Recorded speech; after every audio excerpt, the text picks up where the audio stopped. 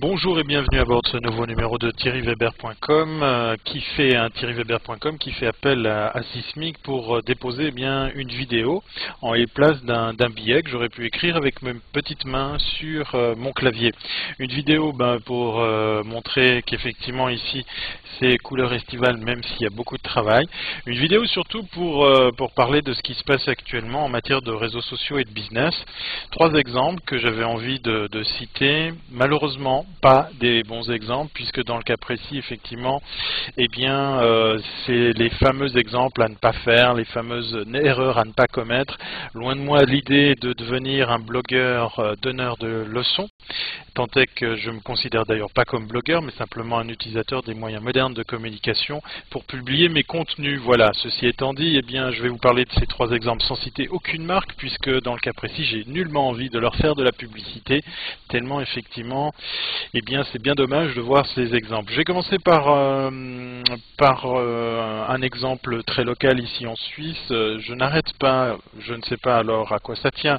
J'ai bien sûr une petite idée, mais je ne vais pas faire mon égocentrique ici, même si effectivement je m'expose ici en vidéo pour le dire.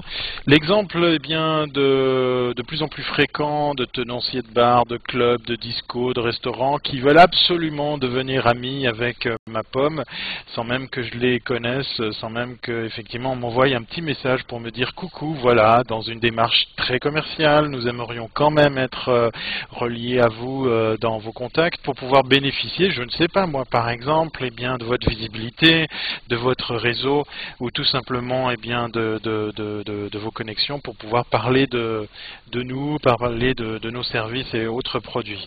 Alors j'ai envie de dire à ces personnes, avant même de m'envoyer une sempiternelle demande d'amis, fendez-vous d'un petit email, d'un petit message pour assumer cette mise en relation, puisqu'effectivement je sais bien que derrière se cache une démarche très très mercantile et je ne vous blâme pas, au contraire, mais je trouve que c'est dommage justement de ne pas l'assumer. Voilà.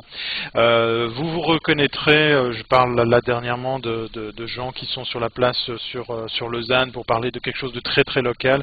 Je trouve bien dommage de voir justement ces contre-exemples arriver trop souvent. Deuxième exemple, c'est en préambule de ce message, je vous ai dit je ne suis pas un blogueur parce qu'il y a des gens qui ont commencé 2-3 ans en arrière à alimenter des contenus, à défendre les choses qu'il fallait faire et les choses qu'il fallait pas faire, et de voir ces mêmes personnes maintenant, là je parle osons le terme, de blogueurs influents, donc qui ont une bonne audience, qui ont vraiment effectivement beaucoup de suivi, beaucoup de lecteurs, tomber dans la grosse erreur, celle de s'emballer sur un sujet, sur un scoop, sur tout simplement de l'audimat, il faut appeler un chat, à lancer justement comme ça des annonces sonnantes et trébuchantes sur effectivement des scoops pour voir que en fait de scoop il n'en est rien, et pire encore il s'agisse de fake. Et dans le cas précis, chapeau à l'intéressé d'avoir reconnu effectivement qu'il s'était fait avoir, que c'était tout ça du flan et puis que c'était parti en eau de sucette. Mais dommage de voir le billet en question seulement quelques heures après ou dizaines de minutes après disparaître dans la nature, tout bêtement effacé effectivement du site pour pas l'appeler un blog. Voilà, je trouve bien dommage de voir que c'est ces mêmes personnes effectivement qui au tout début, quand je dis au tout début je suis gentil puisque je parle il y a 2-3 ans en arrière, de leur carrière ou de l'événement du blog, si effectivement tant est que le blog a vu le jour depuis longtemps, de voir ces mêmes personnes tomber effectivement dans ce piège que d'effacer leurs propos et d'ainsi ne pas les assumer. Je vais terminer ici avec un troisième exemple, encore une fois sans citer de marque, de quelqu'un qui effectivement s'est amusé à m'envoyer des petits mails qui de plus en plus paraissaient bizarres puisqu'en fait ils sont de moins en moins personnalisés. Et oui, le emailing, alors j'ai rien contre, j'adore cette forme d'outil, mais quand on utilise un email marketing, une campagne d'email marketing avec la phrase « Salut cher blogueur » avec le prénom pour faire un petit peu perso, et que effectivement derrière, eh bien, on s'aperçoive qu'on n'est pas le seul à recevoir ce message pour gagner toutes sortes de bruits bizarres et autant incongrus. Je ne vais pas les citer pour de nouveau pas faire de marque, mais je vais vous mettre sur la piste. Il s'agit de produits régionaux. Voilà, c'est dit, c'est fait. C'est bien dommage de voir l'usage de ces techniques comme le email marketing dans une approche de blogueur.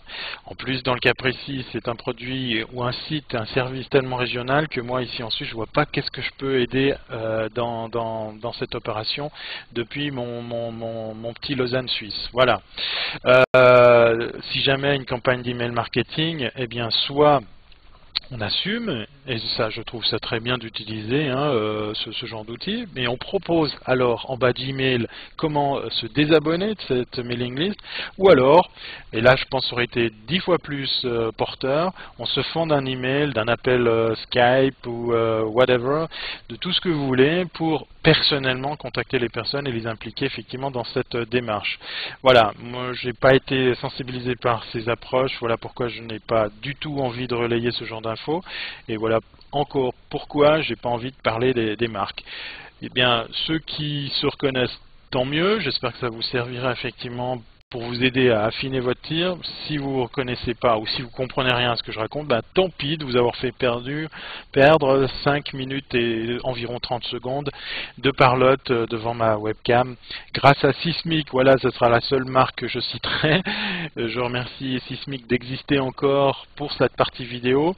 Donc si jamais, pour la petite histoire, vous pouvez donc continuer à utiliser les services de Sismic en tapant video.sismic.com. Voilà, puisqu'effectivement Sismic change son fusil d'épaule. Et c'est bien dommage parce que le modèle économique derrière la vidéo existe, peut-être pas effectivement chez Sismic, en tout cas pas dans cette forme-là. Le temps me donnera raison, on y reviendra cet automne, puisqu'effectivement, comme vous avez pu voir sur mon site, on va l'appeler comme ça et non plus un blog, eh bien je produis de moins en moins de billets, je suis de plus en plus actif dans le online, c'est une tendance a priori aux États-Unis, dans la vidéo, dans l'instantané et puis dans les réseaux sociaux, parce qu'effectivement c'est porteur. On en reparlera, ça sera l'occasion de faire un autre sujet là-dessus. Je vais maintenant appuyer sur la touche stop et vous dire à bientôt si c'est pas avant. Bye.